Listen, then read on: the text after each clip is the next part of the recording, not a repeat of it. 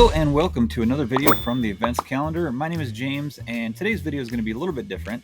Today we're not doing a walkthrough of one of our plugins or a new feature. Today we're actually going to be talking about event planning, and I'm going to walk you through 4 points that you should think about when you're planning an event that I believe will help you to reach your event's goals and objectives. So let's go ahead and take a look.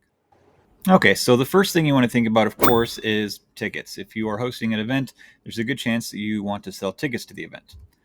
So you should be setting a target number of tickets that you hope to sell. Be realistic. Don't make it too easy, though. You probably have a max number that you can sell based on, the capacity of your venue, for instance. But regardless, you should probably use, ticket sale from previous events if you've done events in the past to come up with a good number that you'll feel good about when the event is over, that will make it feel like you didn't waste your time and that you got what you were looking for out of the event. Second thing you want to think about is increasing awareness of your brand and business. That is oftentimes one of the goals of hosting an event, is to bring some awareness to your brand, to your business. There's a lot of ways to measure awareness, of course. It's not always super tangible, but one way is to keep track of how often people share or mention your event on social media. That can give you a pretty good idea. If you're a local event, targeting local people, but nobody where you live is talking about you, that could be a problem. So hosting an event could be a way to change that. You can keep tabs on posts from the event by searching posts in your event location or by encouraging attendees to use a hashtag for your event. Aim for a certain number of attendees to post at your next event. Next thing you want to think about is increasing registration. So you have an event and maybe you have a capacity of 50 people and you want to fill all 50 of those seats, right? You want to make the most money, you want to get the most brand awareness, or maybe you just want to get whatever you're trying to talk about, your message out to as many people as you possibly can. So there are certainly things to think about. For instance, the last event you had a capacity of 50 and did 20 people register for it?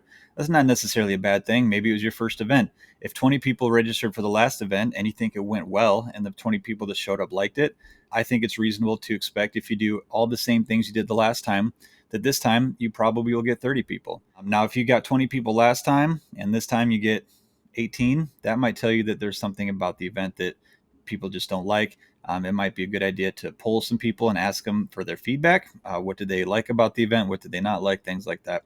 But you want to do what you can to try and increase your registration.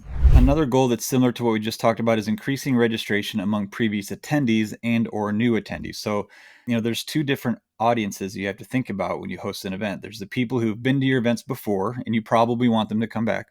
And then there's people who've never been to your event and you want them to come to the event for the first time and then hopefully maybe turn them into repeat customers.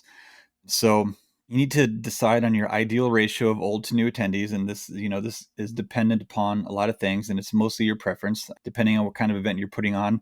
Maybe your event is kind of a one-time thing and you don't really want people to come to your event again because maybe it's basically the same thing that you just do like every month or something. And so maybe you're hoping that to get pretty much all new people every time. Or maybe you're doing a series and it's kind of important to you that if they came last time that you want them to also come this time and you want them to come next time.